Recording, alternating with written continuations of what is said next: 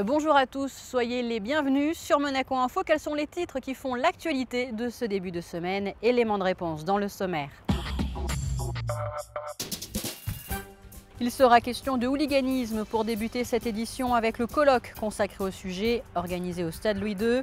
Un retour sur la vente aux enchères organisée au Théâtre des Variétés au profit des Philippines. Présentation ensuite de la prochaine édition du Monte Carlo Film Festival de la Comédie. Et puis vous pourrez revoir un reportage consacré aux répétitions du concert Viva Espagne. Mais avant de développer ces titres, nous évoquions dans notre précédente édition la disparition de Michel Pastor à l'âge de 70 ans.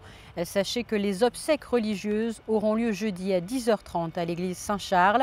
Des visites sont possibles à Lathané mercredi de 8h à 19h où plusieurs registres de condoléances sont mis à la disposition du public.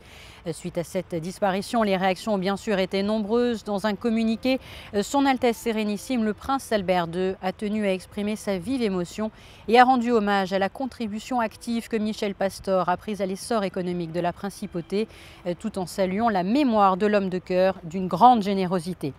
Le gouvernement princier précise aussi dans un communiqué qu'il tient à exprimer ses plus sincères condoléances à son épouse, ses enfants et à toute sa famille, avant d'ajouter que M. Michel Pastor laissera l'image d'un entrepreneur impliqué dans le développement économique du pays, mais également celle d'un homme dévoué aux causes humanitaires, sportives et culturelles de la principauté de Monaco.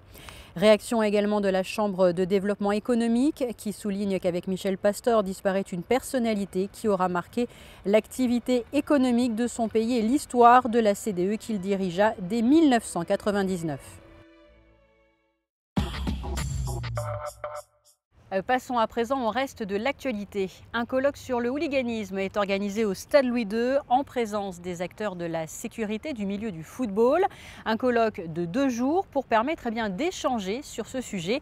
Frédéric Elion vous en dit plus. Octobre 2009, la Division nationale de lutte contre le hooliganisme est créée.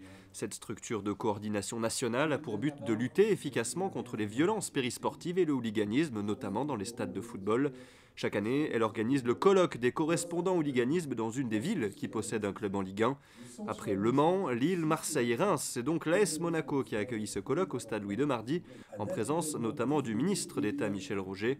2 jours de séminaires et de discussions afin de faire le point sur l'évolution de la délinquance dans le sport, d'échanger sur les moyens mis en œuvre pour y remédier, le tout en présence de tous les acteurs de la sécurité. Ce sont les correspondants de l'hooliganisme et toutes les personnes qui travaillent sur cette thématique au niveau des départements, des régions. Ce sont également des spotters, des physionomistes, des personnes qui connaissent bien l'environnement et notamment les personnes qui fréquentent les tribunes, qui viennent accompagner ces supporters pour identifier un certain nombre de personnes qui commettent des infractions.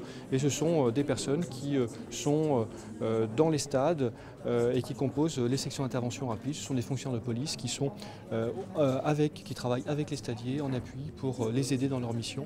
Si l'AS Monaco a très peu de problèmes avec ses supporters lors des rencontres, d'importants dispositifs de sécurité sont mis en place pour la venue des supporters des autres équipes de Ligue 1, jusqu'à 700 hommes lors des rencontres classées à haut risque.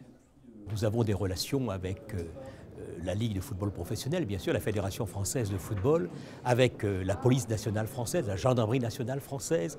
Nous avons des relations avec tous les clubs, puisque Monaco se déplace et Monaco accueille tous les clubs de Ligue 1. Et je dirais la lutte contre les violences et les comportements anormaux dans les stades constitue une priorité également pour la principauté de Monaco. Vous savez que la sécurité est une priorité fondamentale en principauté, que c'est un point essentiel de l'attractivité de la principauté de Monaco. Et je dirais la sécurité dans le stade et autour du stade en fait partie. 15 stadiers de l'AS Monaco ont suivi une formation et reçu ce mardi leur attestation de formation d'agents d'accueil dans les enceintes recevant du public. 15 autres stadiers monégasques vont désormais suivre la même formation. Actualité liée au sport toujours, le week-end dernier a été marqué par l'organisation de la 30e Primo Cup, trophée Crédit Suisse dans les eaux monégasques. Un premier week-end de compétition avec des conditions assez variées sur le plan d'eau qui n'ont pas manqué de donner du fil à retordre à certains équipages. D'autres se sont déjoués des éléments s'imposant, c'est le cas de la Team Vision Future. La suite les 7, 8 et 9 février prochains.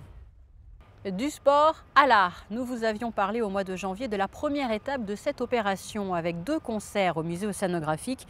Eh bien, les artistes ont pris le relais pour soutenir le projet de reconstruction aux Philippines de l'Amad mondial, une soirée organisée au Théâtre des Variétés qui réunissait au cours d'une vente aux enchères plusieurs sculptures et plusieurs peintures.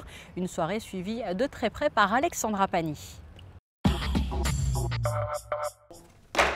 L'Amad, merci, 800 € à bouger, monsieur.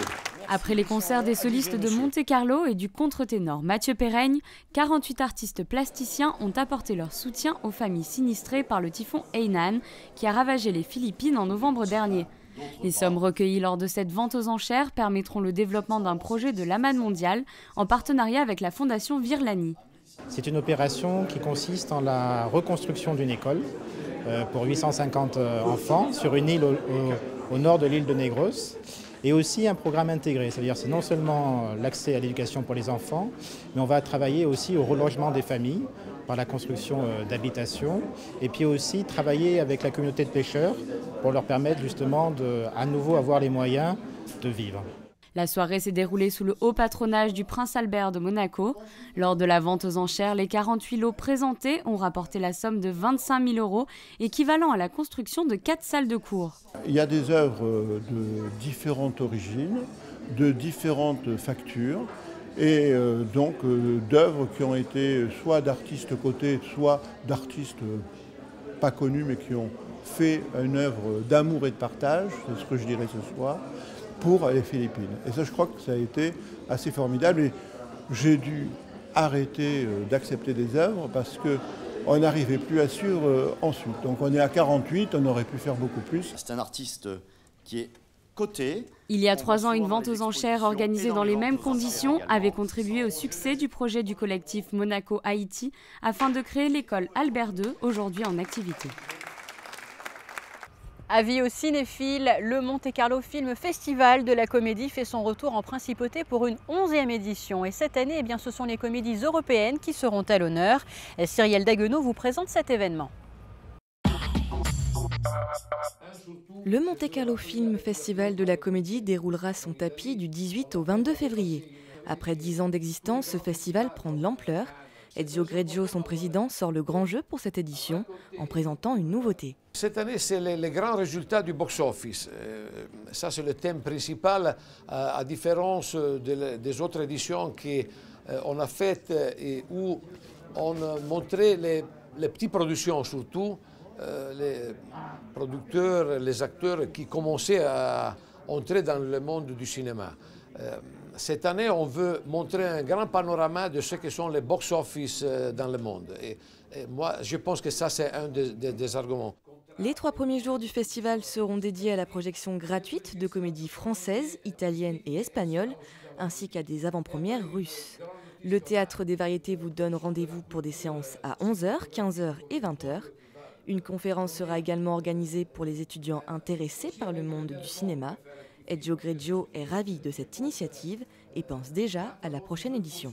Ce que je voudrais faire dans cette édition, c'est inviter pour l'année prochaine les jeunes à réaliser pendant l'année 2014 des petits films que nous, on pourra choisir pendant l'année et les montrer, les meilleurs, les montrer à la prochaine édition, à la 12e édition. Le jury, présidé par le célèbre Vittorio Storaro, directeur italien de la photographie, décernera les prix à l'auditorium Régnier 3 le samedi 22 février.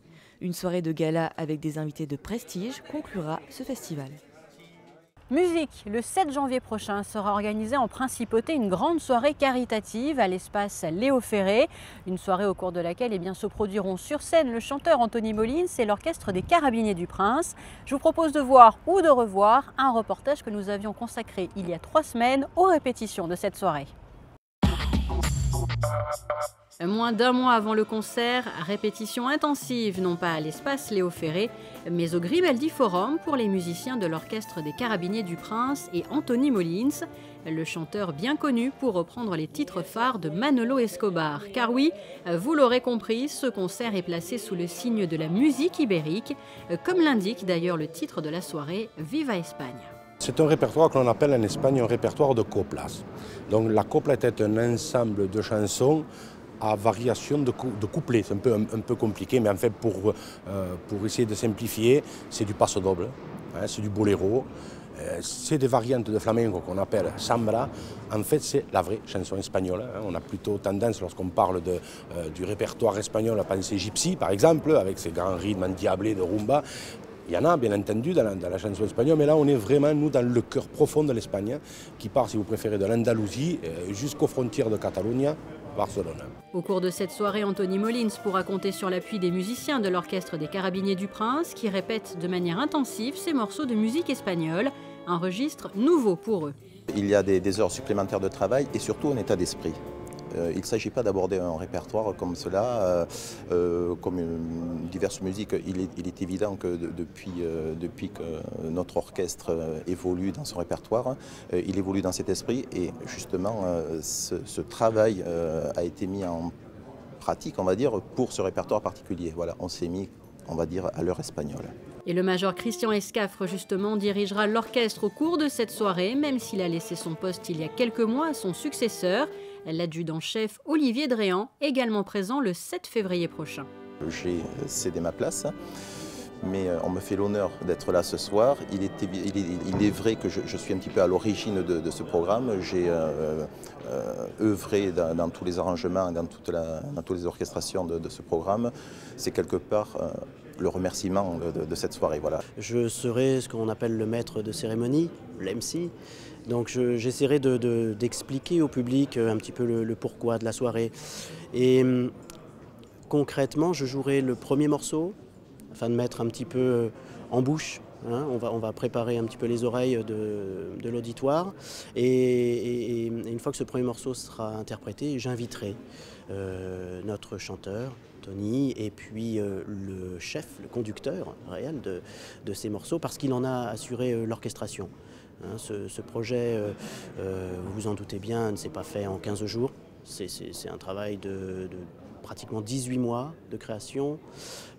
Donc le major était à l'origine de ce projet. Au-delà d'une grande soirée musicale, vous pourrez surtout assister à un concert caritatif organisé pour soutenir deux associations, celle présidée par son Altesse Sérénissime, la princesse Stéphanie, Fighteds Monaco, et l'association Céline, présidée par Antony Molins, qui vient en aide aux enfants atteints de leucémie, une association créée par sa fille Céline, disparue.